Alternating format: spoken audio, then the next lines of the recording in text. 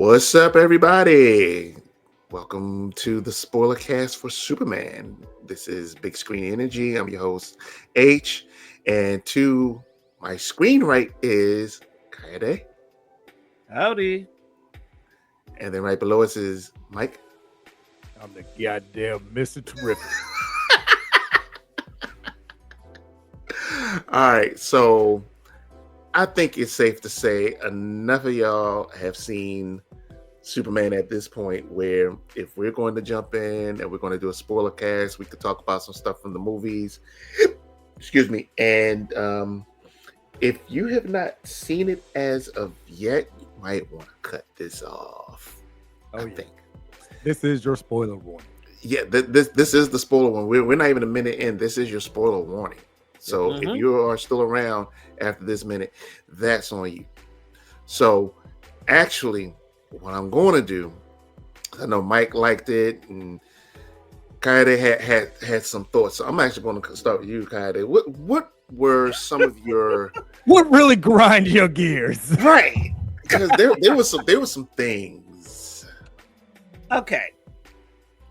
So see what happened was. See what had happened was so imagine if you've ever seen that series on YouTube where someone does just straight up hood recaps of movies and TV. It's really funny. But you I should check it out. have seen Yeah. that. Yeah. So imagine I'm just watching this movie, and unlike a lot of people who, especially when it comes to comic book fans, and especially for comic book fans who were not happy with the previous cinematic iteration of the character, I felt like this film, for as enjoyable as it was, I feel like it was more a delivery system for what a lot of people want and expect from the character of Superman, without completely succeeding as a cohesive film. That was just kind of how I felt about it, where I'm watching it play out and I'm noticing for one, there are just too many goddamn Bro, this is spoiler cast. Spit it out, okay. man. What? Yeah, we spoiling it. So Yeah, yeah, that's right. That's right. Stop tiptoeing. Yeah, I mean, from the very beginning, where it's just, all right, 300 years ago, we found out metahumans exist. 30 years ago, Superman, Kal-El came to Earth, and 3 years ago, he announced himself as like all of that bullshit. Please don't. 3 minutes ago, he was getting that ass whooped. Yeah. Like, it did say that too. And then Superman falls out of the sky after getting his ass beat and everything.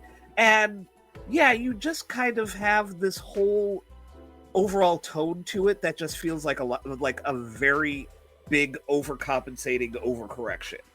Like, there's very much the sense that, okay, we have to make sure we do enough to key to the audience that, oh, this isn't like the last version of the character on film. And it's the thing where we have to stop for every instance where he's saving someone or saving an animal, right down to the squirrels. And yeah, and of course, when anything big happens in Metropolis, all right, we're evacuating the city, and just doing a lot of stuff to kind of overcompensate for that. And to a certain point, it just starts to feel like the movie is not trusting the audience enough, where it just feels like, okay, I'm sorry, but the fact that Eve Tessmacher ends up getting more character development than the engineer kind of annoyed me. Okay, let me hop in. Because while I agree with you to a degree on the last 2 points, the first part I kind of got, because I don't know how many times over the years when we've had well-known superheroes, your Spider-Mans, your Batmans, and of course your Supermans, different actors, and we get beaten over the head with the same origin story.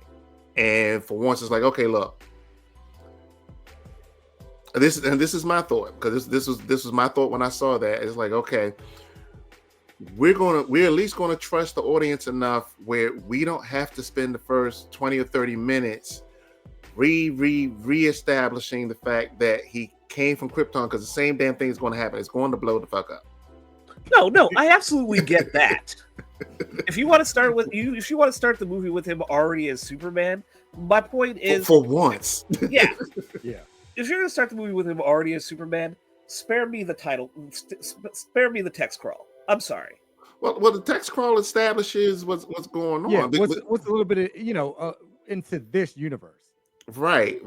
And like I said, that's probably the only thing I disagree with, because like I was good for that. Like, establish your universe, let us know what's going on, so that way we have a groundwork, because otherwise, again, I don't want to sit through another Krypton explosion. I don't want to sit through Batman's parents making dumb life decisions going down that alley only so many more damn times. You don't want to see Martha Wayne's pearls. No, believe me, flying off her neck no more. I absolutely get that, and I think if you're a capable enough filmmaker, you're able to construct your film to where the story plays out, and you don't have to do that in a very obvious way. Well, it's a small thing.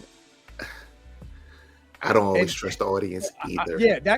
I wanted to interject there. Okay, all right. So Kaya, I'm sorry, real quick, let me say this. I don't disagree with his point, but I understand. Go ahead. Here's the difference. Kaya, you're a very smart individual. Most people are not. So I guess I gotta take that as a compliment, So the point I'm trying to make is, I do agree with everything you guys are saying to a certain extent, but I'm more so of the vein that I enjoyed pretty much most of it. Like, I understand why he gave a little bit of exposition, and even some extra exposition as the movie's going on. If you notice, like, they were kind of explaining. Oh, believe things. Me, I noticed. Of course, because like I said before, you're a very smart individual. However, most of the motherfuckers out of press. However, a lot of people, we know the characters, we know the stories, inside and out of even various universes, genres, whatever. But for some folks, and even like, because this movie, as you can see, was a little more catered also to where you could bring your family, right? So you would also have some young people who never saw a Superman movie. So they still needed a little bit of exposition to kind of understand what was going on. And so to that extent, I thought that James Gunn did a good job into not beating you over the head with it, but giving you just enough to where you kind of know what's going on, and you still don't need an origin story. Yeah.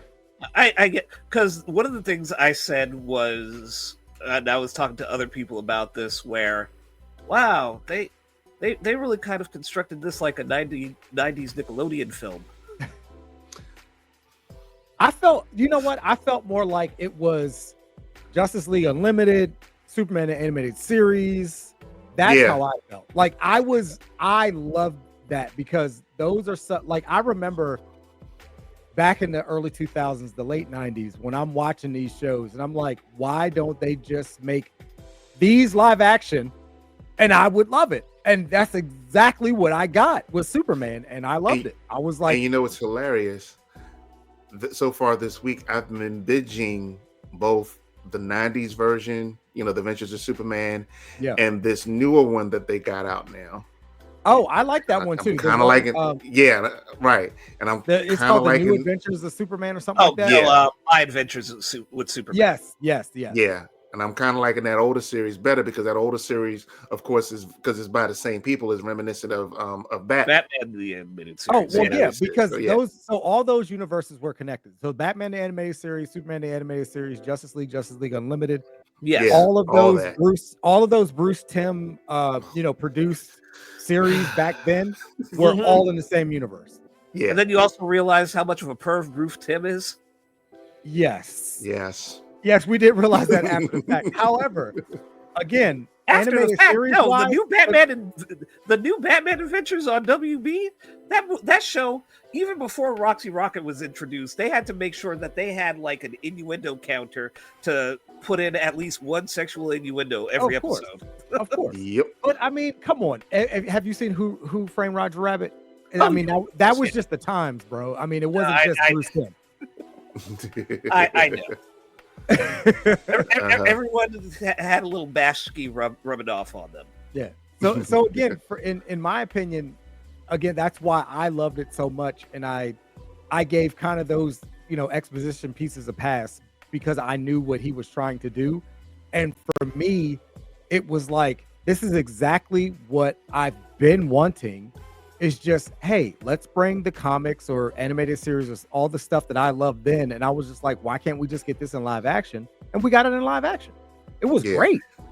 Yeah, it's kind of why I said I felt like this truly was a comic book movie because it was campy, it was cheesy, it was corny in all of the good ways. Right, in the good ways. It wasn't like, oh my God, like this is too much. It was like, this is Superman. It like was a spirit. Right. Why are you spirit? Why are we bringing up old shit? But even like, let's even take when you were talking about the first scene, and they like when he goes to the fortress and the robots heal him, right? Yeah. And as soon as he falls off the table and he's getting up, what does he say? Golly. I'm like, come on. Like, I understand that's campy, but it's Superman. Right. It's Superman. It's almost a nod all the way back to Christopher Reeves. I thought it was swell. Even Christopher Reeve wasn't that corny with his dialogue. Yeah, he was. Yes, he was. Yeah, he was. Trust and believe. Yeah, he was. Yeah, this was actually less corny. Well, put it this way. Put it this way, and this is another thing we could talk about too. There was, if you want to make the comparison, there definitely was a separation between Clark Kent and Superman when you're looking at Christopher Reeve.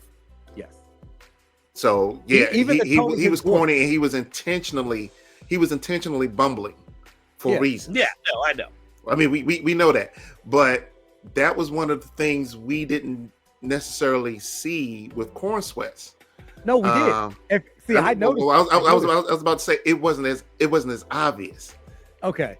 His was more like an oblivious kind of a, because remember when even when Steve Lombard, which I thought was so much camp, I love what oh my God, what's the actor's name again? I can't remember. Beck Bennett. Oh, he's from Saturday Night Live. Bennett. I don't remember. Yes. Yeah. It's like he had that oblivious kind of bumbling, whereas it wasn't as overt as Reeves was. Right, but if you notice, he kept his head down all the time. Even when Perry's like, "You're late," he was like, "Yeah," and he kept his head down. I know. And he still kept his voice very soft. The only time as Clark, when he got his voice as deep as Superman, is when Jimmy was like, "Oh, the Hammer of Baravia like really kicked Superman's ass." And if you notice, when he was like, "Not really," Jimmy, he was like, "No, he didn't kick his ass." And like he got really deep that one time as Clark. I'm sorry. I loved it. I love it. Coming back to especially as like, and seeing, I never thought I would see Mr. Terrific in a movie. Now, no, he was definitely the highlight for me. You guys know me. You know I've been cosplaying Mr. Terrific since the 2000s. Yes. It was actually my second cosplay of all time. My first being Blade, second was Mr. Terrific, right? And I remember going to cons and having to explain to almost every con goer who I was, why I had these T-spheres, all this stuff. And I'm looking, I'm like, Mr. Terrific's in a goddamn movie. Man, I was in heaven. I'm sorry. Yeah. And you know what? I don't know if I said it before, but I have to say it now. I owe Jamal Igle, comic creator, for those who don't know who he is, I owe him an apology, because me and him have been going at it since last year when, we first started seeing like the early details, because I kept saying, I don't know how this is going to be. I don't know how this is going to go. I still hate the suit. I will say that. I'm still not a fan of the suit. That's everybody's great, but it's still... Again, the movie's so good, and to a lot of other people, the movie's so good they don't even care anymore about the suit. Yeah, because I said it before. and this is more so with Marvel characters than it is with DC characters. But with James Gunn, we don't know. He might have a whole different suit by the time the next movie comes around. Even if he, I believe he will. cameos. I think he should. Yeah, even if he cameos in the Supergirl film, which they've already announced, that's coming out next year. Well, it's already wrapped filming. Yeah, that Yeah. movie's wrapped filming. I love that. I love and both hate that the new term now, because online everyone's saying we need. Well, I'm looking forward to girl failure Supergirl, like as the antithesis of girl boss. The term No, well, they didn't read Woman of Tomorrow then. Yeah. If you read that's the thing. I've read Woman of Tomorrow. If you read that comic, you will know why it wasn't just a funny gag of why she was drunk. It's actually very fucking tragic. Okay. Yeah. So go read that comic and then Come back to us. yeah, then say, "Oh, James Gunn, what are you doing?" No. Read that comic first. Then you'll be like, here's the problem. Again, we're talking about knuckle dragging Neanderthals who are still looking at the fact that when the original Supergirl movie came out years ago, it was on the tail end of Christopher Reeve's Superman run. Yes. And even back then, the powers that be over at Warner Brother or Golan Globulus, whoever owned the rights, had no idea of how to do a Supergirl movie. Yeah. So that's probably what they're looking at. But then again, you still got people out there that just hate that a woman being front and center of a film is going to fail. And obviously they missed Wonder Woman. Yeah. However, but they're going to get it on this one because that's without explaining too much in that book. And it's an Elseworld story, but in that book, like when Krypton was destroyed, Argo City, so Zor-El, which is Jor-El's brother and Kara's father, he encased Argo City in its own protective bubble, right? So it jettisoned away from Krypton. It lived on for years. So she even grew up more so in Argo City with the rest of the Kryptonians. Now, and Peter O'Toole, yes, I remember. Right, so they decided to hey, let's fly close to Earth and see what's going on. When they did that, they also had an ethical discussion of should we have this much power, blah, blah, blah, being under a yellow sun. So they decided, hey, everyone's club. Yeah, they decided, hey, it's unethical, right?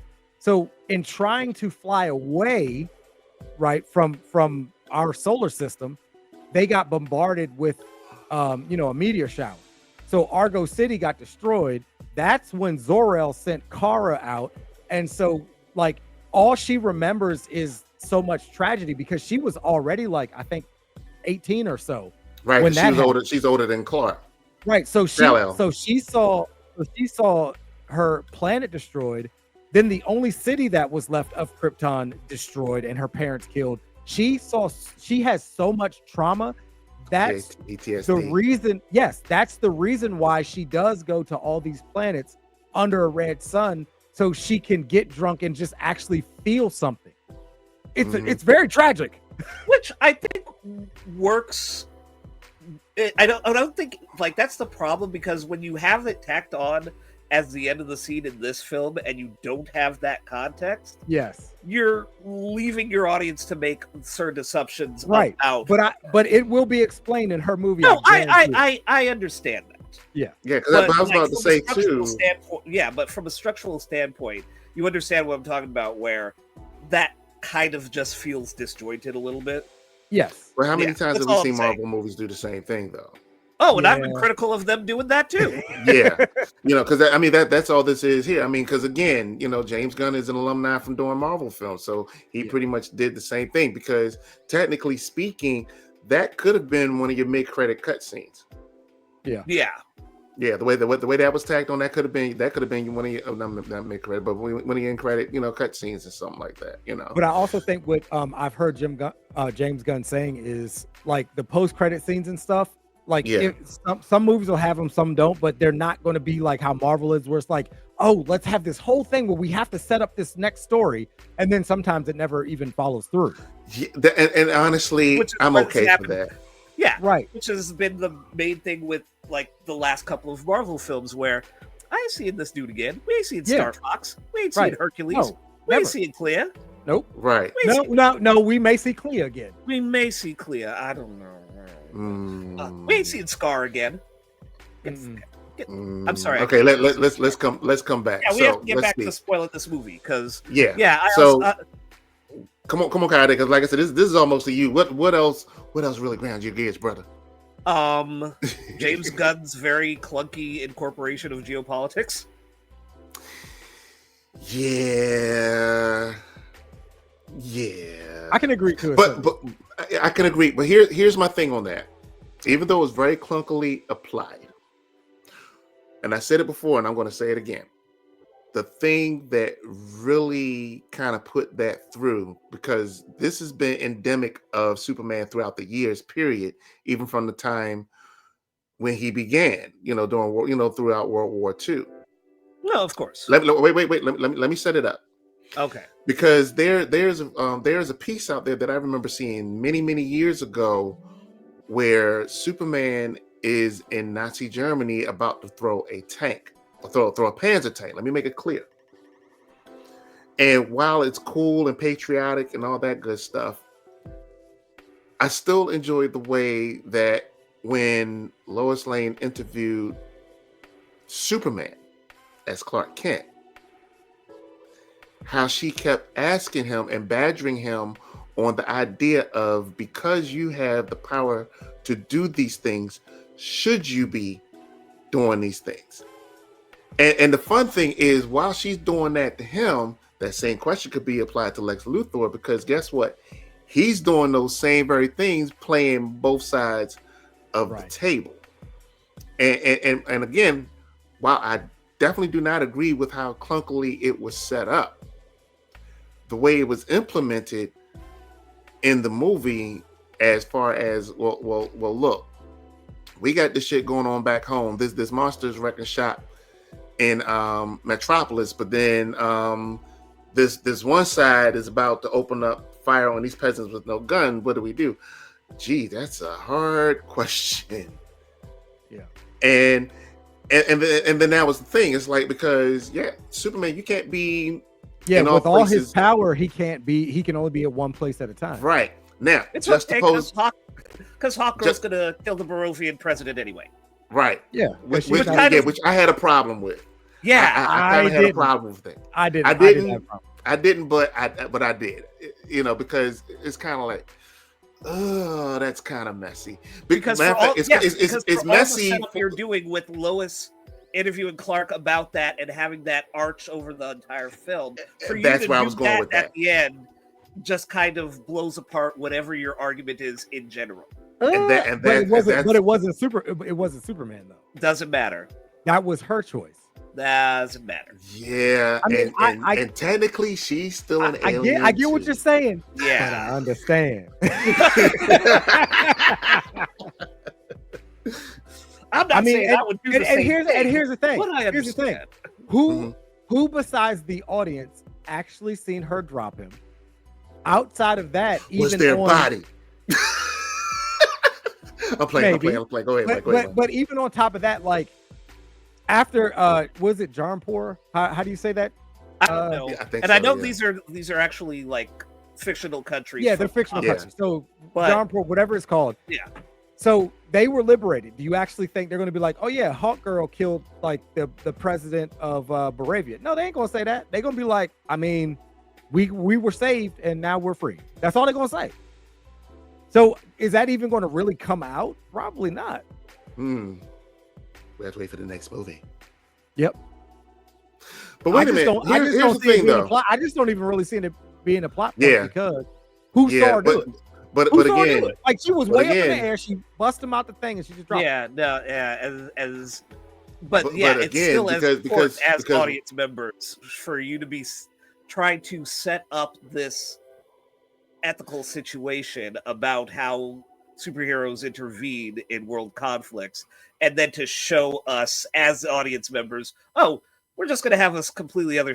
See, I don't look at it as just superheroes alone. Yeah. I think it was always showing how Superman is also different from all the rest of the superheroes. remember the whole kaiju fight. Remember, he was trying to save He's trying even to the save it kaiju. and put it in a zoo. When Mr. Terrific sent the T-spheres down the gullet and blew the stomach up and killed the kaiju, Superman was like, oh, God dang it. Like, I really wanted to either find some kind of sanctuary for this thing, an intergalactic zoo, he said, or even euthanize it more ethically. But did the Justice Gang think about that? No, they didn't. That's the whole thing. Also, technically, putting it in a zoo might be animal rights violation. Yeah, exactly. But also, that was another thing I was thinking about. Like, where is Star Labs? Yeah, Star Labs might not have been around. Yeah, Star Labs might not have been around just yet. Superman has been around for 3 years, man. Come on. Yeah, we're gonna get a Mill Hamilton. Don't worry about it. That was the thing that always annoyed me about what was it, Superman Returns? What? Because you have the scene after he lifts the island of Kryptonite and then falls back down to Metropolis, and they just take him to a regular hospital. I was like, no. The needle won't go in. I wonder why. Why. Superman. but come back. What I can't remember. Was it Man of Steel or in between the three Snyder movies? There, I do kind of remember a similar scene where Superman was kind of like intervening with other countries fighting and all that stuff too. Yeah, and they had whole ass podcast. Right. Yeah, it was Batman versus Superman. They brought him into the Senate. It was like, sir, you gonna need to testify about this stuff. Right. And like I said, that's why I don't understand like all this. And that's where I was going with that. It's so woke because it's like, if you actually put like Man of Steel and Batman v Superman, like some of the same plot points, James Gunn hit some of those same beats points as those movies did. Right. Because like that's the other thing, because I'm seeing how people are talking about these films now where, Man of Steel was obviously a military propaganda Republican film. I was like, no, it wasn't. Really? It was? Yeah, how? I missed it. Explain it to me, please. I totally missed it too. This man was fighting. Superman was fighting a whole ass eugenics fanatic. Come on now. That's all. Yeah, pretty much. Yeah. Who then came back as a monster, killed him. They killed each other. Then he had to fight somewhere near Russia to save Russians. Yeah. But nobody talks about that though. No. It's like David Cornsweat Superman, or it's like, or no. Here's my favorite one that I've been like ranting about because people are like, "Oh, it's so great to have colorful comic book movies now." I'm like, we just go act like Thor Ragnarok didn't happen. We're gonna act like Tropical Fruit Skittles, aka Aquaman, didn't happen. Yeah. We're gonna act like Spider-Man: Homecoming and Far From Home didn't happen. No. Those movies just never happened. No, and this whole thing about Superman being woke, and I'm gonna say it again for those that missed it last time. We're just gonna completely gloss over the fact that in Superman 4, he by himself just took the world's nukes and tossed them bitches in the. You know what? That was and everybody was okay with it. That was almost an injustice type thing. Everybody was like, okay with it. He was like, "Hey, yo, I'm going to take everybody's nukes. I'm Superman. Y'all can't do nothing about it. I'm gonna throw them in the sun. Fuck you. He said, and then nobody gonna be able to blow up nobody. Nobody. And y'all can't do nothing about it. And then it was like, nobody said nothing. It was like, all right, Dan. But I mean, that was the one Christopher Reeve had a hand in writing himself. Yeah. I mean, the thing is, you get it. Yes. You know, if you're smart, let me preface it that way. If you're smart, you understand that, okay, it would be nice if that could happen, and that would just literally instantly solve all of our problems. However, real life don't work like that. Nope. And that's a complete suspension of belief that you have not only in that one, but in the Snyder movies and in this movie, thinking that one guy is just going to descend from the heavens and he's going to stop everything. And again, Kaede, I get where you're coming from about disjointed, but you know the way it was executed was like, you know, that's kind of the message he stumbled to get across. Is like, yeah, this one guy can't do everything, and even if he could, would you want him to? You know, that was the thing, like I said, that really stood out most to me, that humanized him and actually grounded him quite a bit. Because I mean, granted, over the years, Superman has always been overpowered. Because another thing I heard too, a lot of, a couple of my friends, well, I didn't like the fact that Superman seemed like he was getting his ass kicked every 5 minutes. I'm like, I'm here to see Superman get his ass kicked every 5 minutes. But and he kept getting up. But who was kicking his ass though? Another Kryptonian. That makes total sense. It wasn't like everybody and everything was kicking his ass. The only person in the movie that actually kicked his ass was his clone, which was a Kryptonian. Which again annoys me, because you have this whole setup where Lex Luthor is trying to discredit him, and I'm like, you have a whole ass clone of him. Why aren't you just having this dude get a Superman suit from Spirit Halloween? Because that's about the quality of the suit. Yeah, I'm sorry, that suit is whack. And it's not that it's whack. It's just that for all the people that want there to be like bright, colorful comic book costumes, I'm always going to look at it from a filmmaking standpoint, and costume design being very important. And looking at costume design over the course of all the comic book films we've had since the first Superman, where, okay, what are we going to do to convey depth when they're wearing this? What are we going to do to sort of like break things out where the person wearing the suit doesn't look two-dimensional? And I think that was one of the issues I had with this suit, where, yeah, you can have those bright primary colors, although I feel like the red and yellow feel too evocative of the Oscar Mayer logo, which I may have been deliberate just to have some subliminal shit. Like, you got to think about America when you look at that symbol, right? So these are like Charles Mustard. Yeah, I mean, basically, in terms of psychologically, priming people in a certain way, you have a very like specific way that, especially as someone who studied colors theory in college, where you look at how certain colors are used, and especially as how they're used for branding. Yeah. So I understand where they're coming from with it, but I just didn't think it worked as in context of a film. Well, you know what? If you're going that route, because you made me think about it too, this is like the brightest set of costume coloring that we've had for Superman since Christopher Reeve. Because you got to think about it. Brandon Routh was kind of bright too. No. It was muted. It was actually because matter of fact, because as soon as they said that, I thought about the interviews I saw when they were talking about how they made the suit, because they initially was going to go for a brighter red with the cape, but then they decided to darken the cape. Okay. I got to find that interview, but it was very interesting how they talked about the costume design for that, because there were certain things that they were going to go for, and they wanted to, even though it was a continuation of Reeves's Superman, they went in a different direction with the suit. And then of course we know with Cavill's suit, they CGI'd the cape, most of them. Yeah. I'm sorry, say again. And because I think when Superman Returns, they were going for a specific tone as far as the cinematography in general. Right. Yeah. And they still did like CGI for the cape for this one as well. Like that's something that they do now in general, as far as there are certain things, especially with characters that fly in comic book movies now, more often than not, you're going to have to CGI the cape. Yeah. And I think one of the things I always liked about the Cavill suit, just from like a storytelling standpoint, because it factors into the whole idea of it being representative of the House of El, and especially as into the subplot of Kryptonians being explorers to other worlds.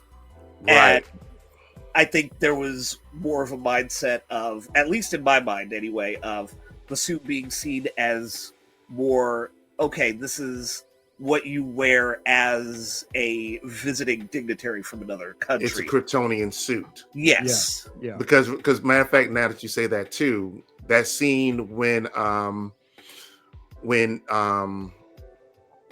Zod came out of his armor, And all he had on was his form-fitting suit. His form-fitting suit looked very similar. All he needed was a cape. Yeah. You know, this was a Kryptonian suit because, again, you know, going based off of Man of Steel, when you look at the whole Superman mythos, Superman's suit was always made on Earth. His mother made it, or somebody else on Earth made it for him. And then at some point, somebody figured out how to make it bulletproof. But yeah, now that you bring that up, yes, Man of Steel, that suit was specifically designed as a Kryptonian suit by Kryptonians. Now, in my opinion, I don't think it was necessarily the colors of this suit. I just think it was design of the suit. Like with it was kind of like loose fitting and too much was just going on with it. I don't even think it was really the colors. I just think it was the actual design. Yeah. And like I said, and that may have been intentional. Now, I guess if we sit around and we wait and see, you know, when they talk to the costume designers about the direction that we were going, and we will probably find out more then. Because like I said, it looked ill-fitting at times, but the question is whether or not that was just done on purpose, you know, subliminally to let us know that, hey, you know, he's still in his third year. Because I mean, again, because I'm being reminded so much stuff. Like when you go back to Robert Pattinson's Batman, and you look at that suit was clunky, and that was still like early on in his career. Yeah. So when we think about a lot of these characters and the movies that, you know, try to make it known it's early in their careers, with the exception of Spider-Man, those suits look clunky for reasons. Yeah. Tobey Maguire just had a damn good costume designer. Yeah, but but he also had the wrestling one as well that was just like sweats. Yeah. So he did have like the, you know, the first iteration, and then he was like, okay, let me put some work into it, and then he had the Sam Raimi suit that we know and love today. But he did have that sweatsuit as well when he was wrestling Macho Man Randy Savage. Oh yeah. Listen, I was watching. I was watching one of those promos when it was him and the Ultimate Warriors, the Ultimate Maniacs. Yeah, man, that snow was pure. Yeah, that was that fresh powder. Yeah, it was.